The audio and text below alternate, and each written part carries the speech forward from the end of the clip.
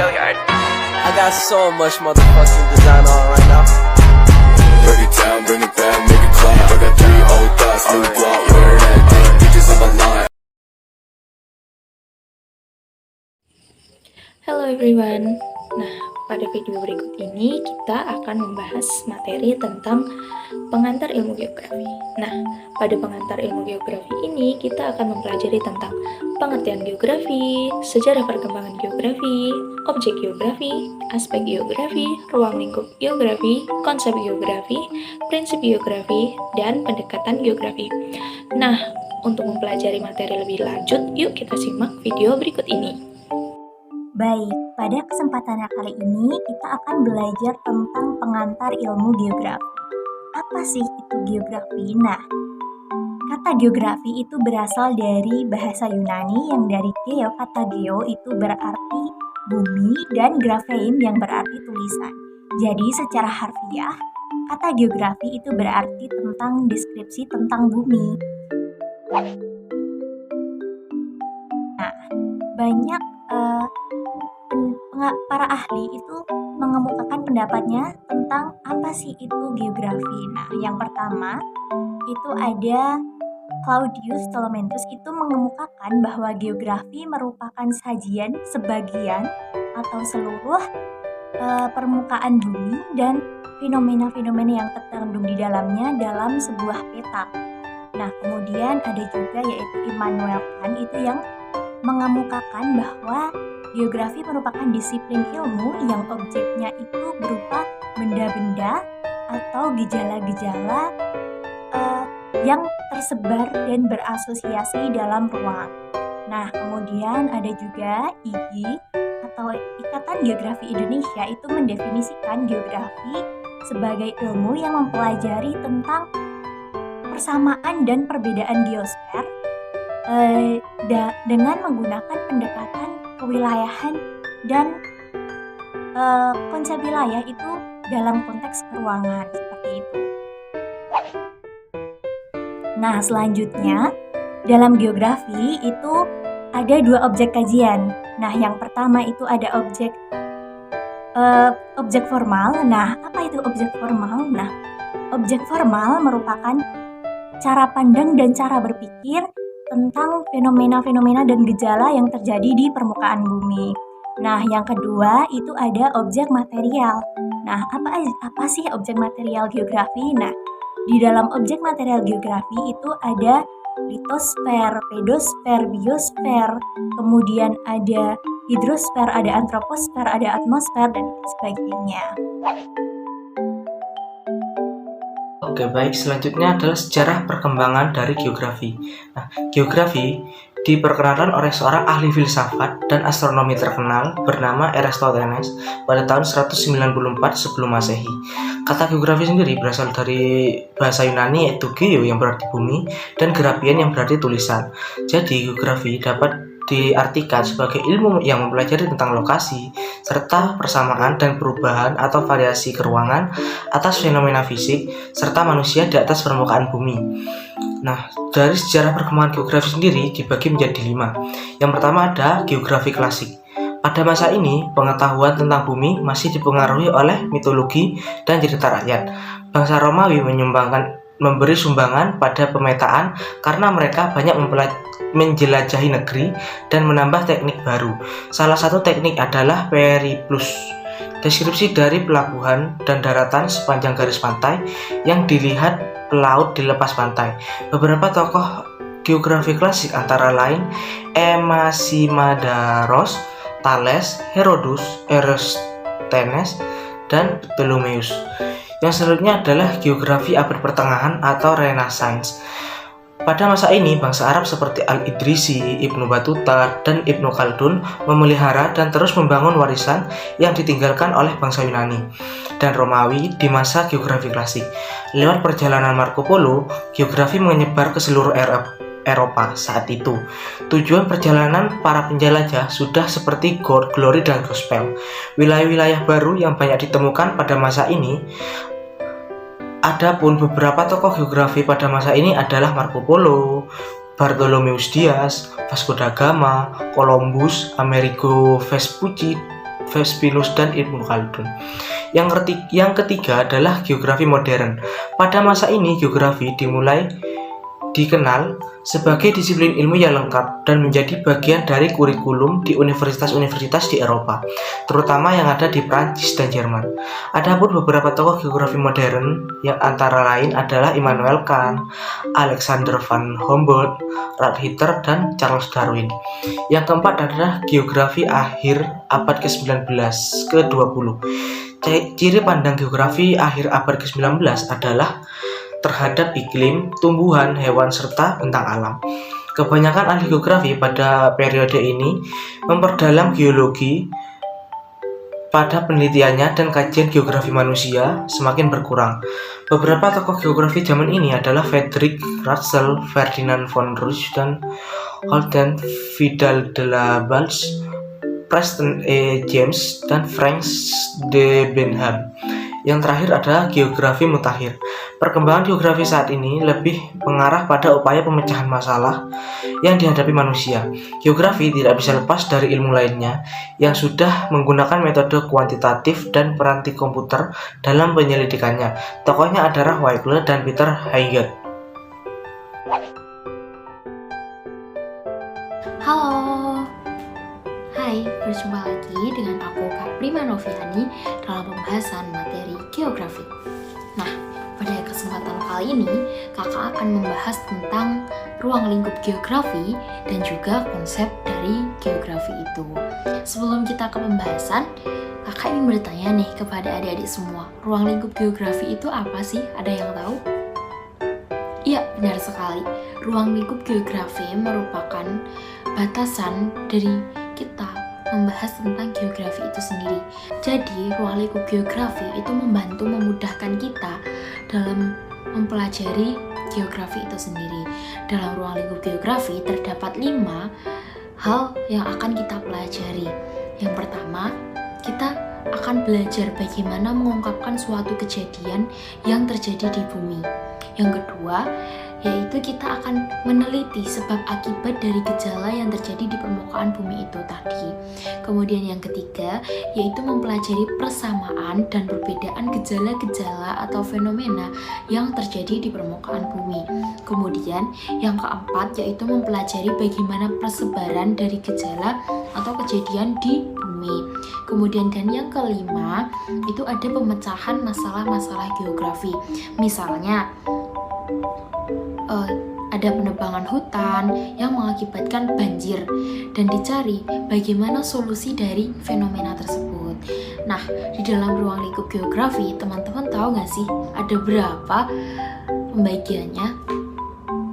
Ada berapa? Ya, betul sekali. Ada 3 ruang lingkup geografi. Yang pertama yaitu geografi fisik. Yang kedua ada geografi manusia.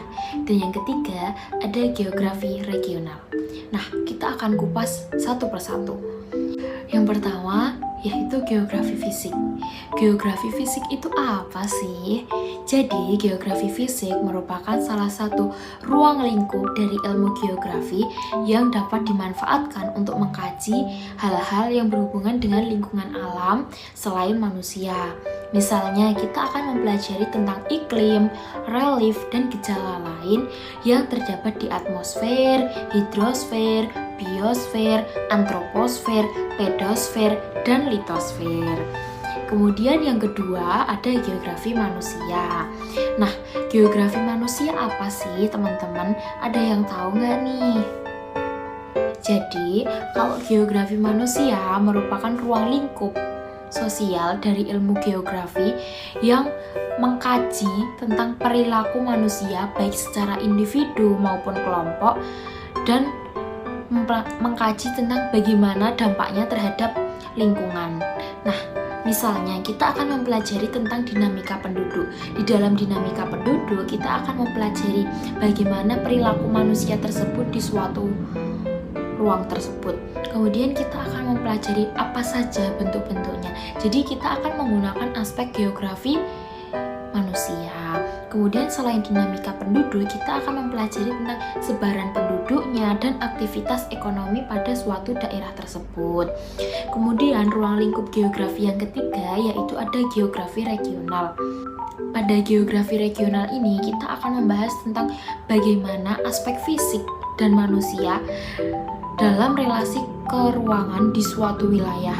Nah, kajian geografi regional ini membuat para ahli mampu menginterpretasikan dan menganalisis karakteristik dari suatu wilayah tersebut.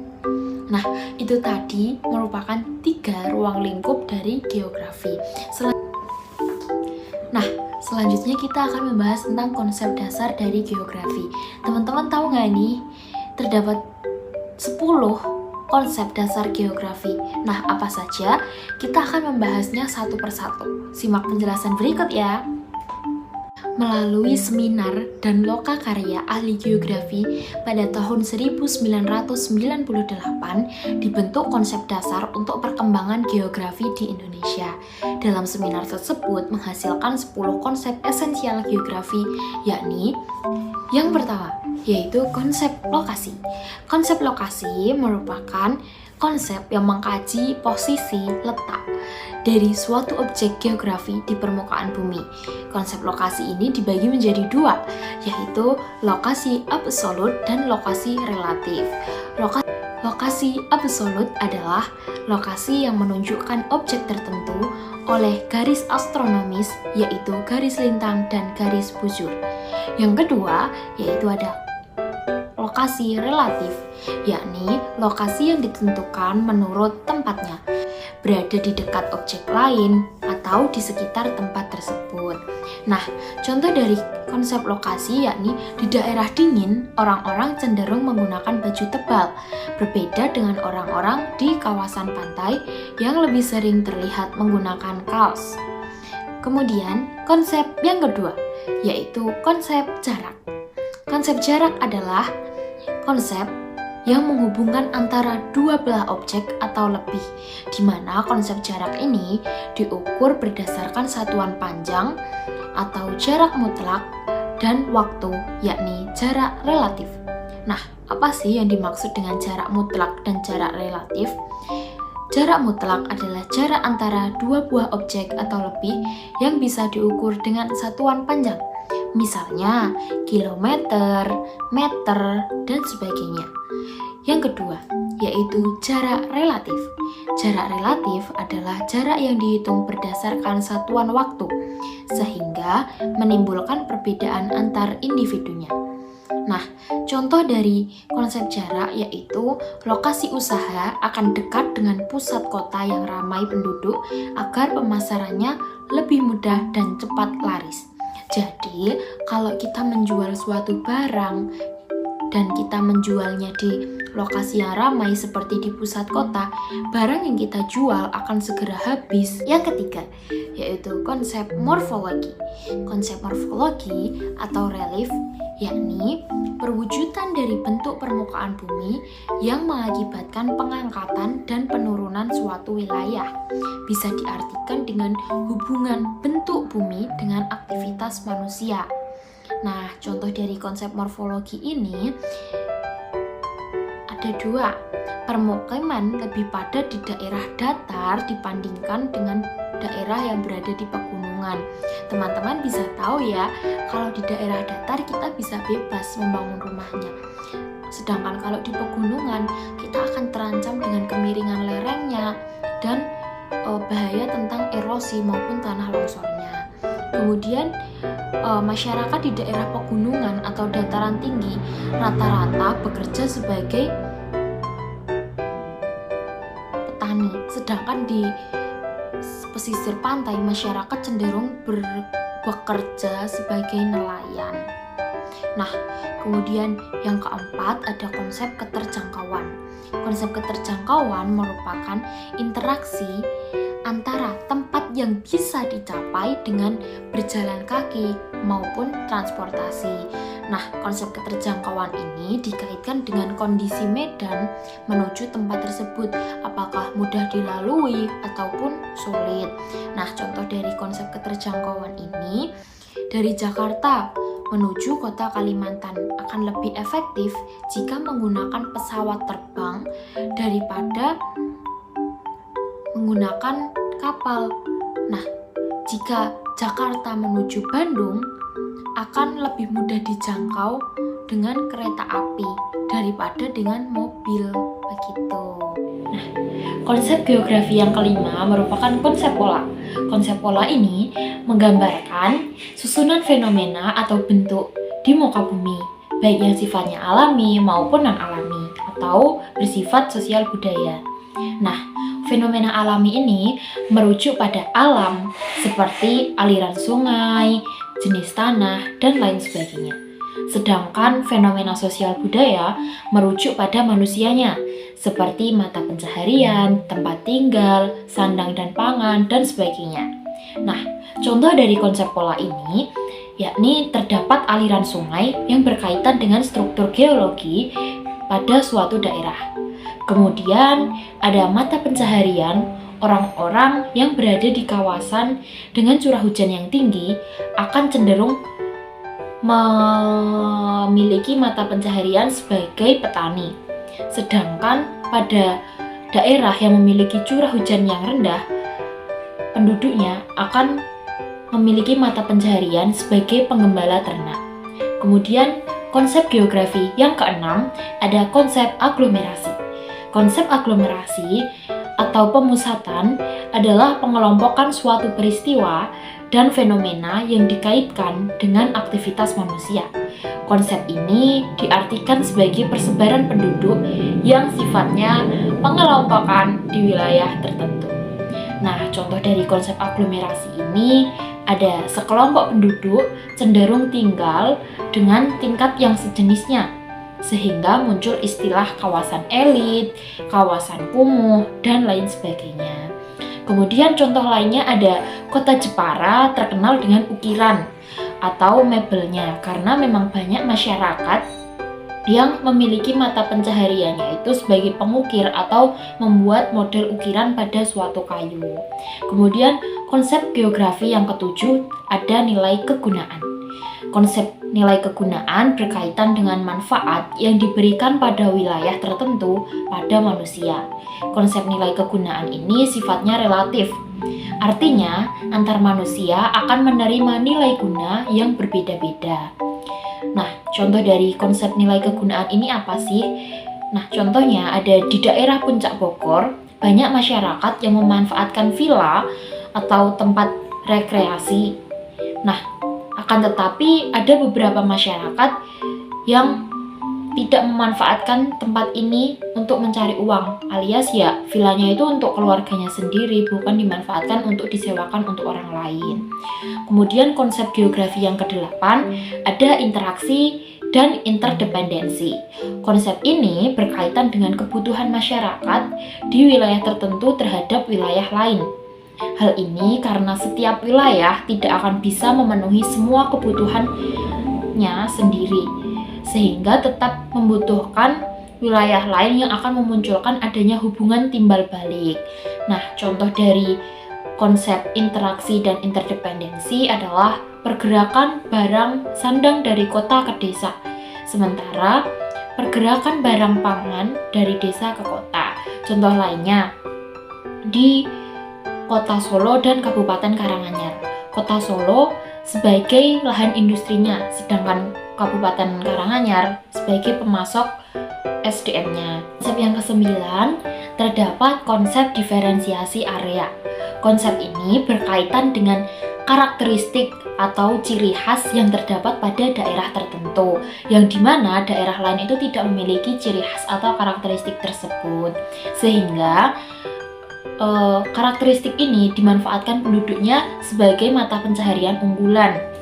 Nah, contoh dari konsep diferensiasi area ini, yakni masyarakat di pegunungan bisa menghasilkan pertanian atau sayuran. Kemudian kalau masyarakat di pesisir pantai memiliki mata pencaharian sebagai nelayan. Dan untuk padi itu terdapat di kawasan yang memiliki daerah dataran rendah. Kemudian konsep yang ke-10 terdapat keterkaitan ruang. Keterkaitan ruang bisa diartikan sebagai konsep suatu wilayah yang dipengaruhi oleh wilayah lainnya. Hubungan antara wilayah bisa membuat wilayah tersebut berkembang karena dapat memenuhi kebutuhan dan sosial penduduknya. Artinya, konsep ini menggambarkan hubungan persebaran gejala geografi di tempat tersebut dengan gejala lainnya di tempat lain.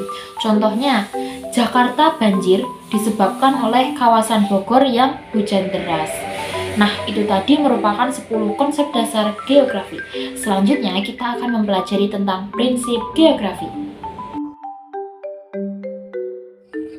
Nah, selanjutnya kita akan mempelajari tentang prinsip geografi.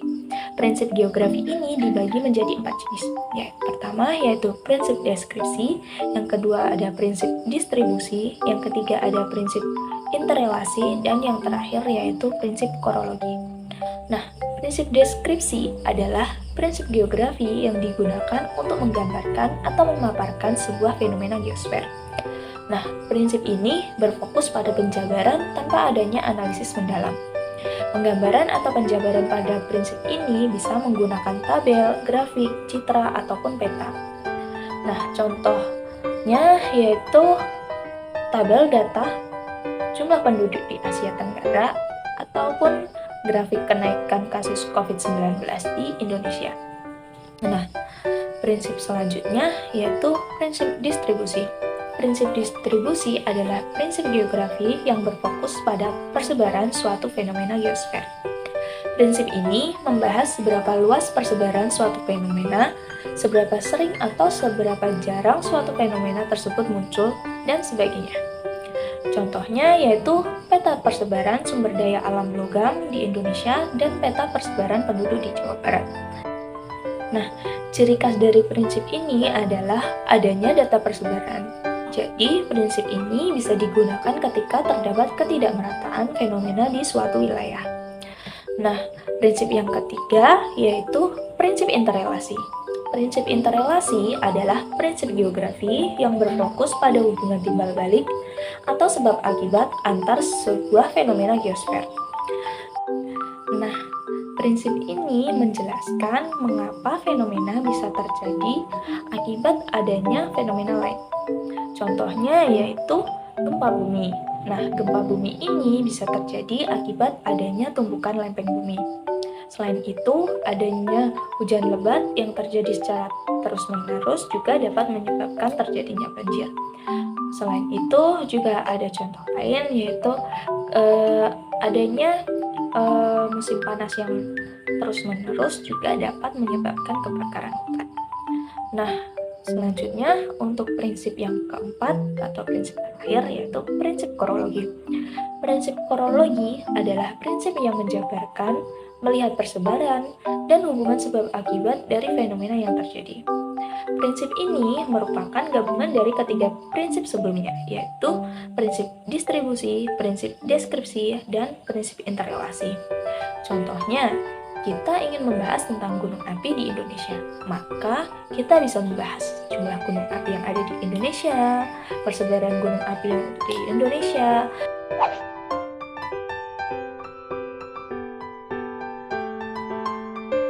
Nah, selanjutnya materi terakhir yaitu tentang pendekatan geografi. Pendekatan geografi ini dibagi menjadi 3, yaitu pendekatan keruangan, pendekatan ekologi, dan pendekatan kompleks wilayah. Pendekatan keruangan adalah upaya dalam mengkaji rangkaian persamaan dari perbedaan fenomena geosfer dalam ruang. Jenis pendekatan inilah yang membedakan geografi dengan ilmu-ilmu lainnya. Yang kedua, yaitu pendekatan ekologi. Pendekatan ekologi adalah upaya mengkaji fenomena geosfer terhadap interaksi antara organisme hidup dan lingkungannya. Di dalam organisme hidup, manusia merupakan satu komponen penting dalam proses interaksi. Dan yang terakhir yaitu pendekatan kompleks wilayah. Pendekatan ini mengkaji bahwa fenomena geosfer yang terjadi di setiap wilayah berbeda-beda, sehingga membentuk karakteristik wilayah. Perbedaan ini mengakibatkan munculnya interaksi antara suatu wilayah dengan wilayah dalam rangka memenuhi kebutuhannya.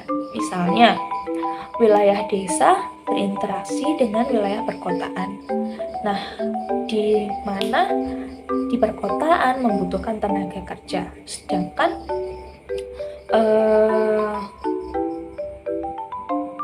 pada wilayah desa terdapat banyak tenaga kerja, sehingga keduanya dapat melakukan interaksi untuk dapat memenuhi kebutuhan masing-masing.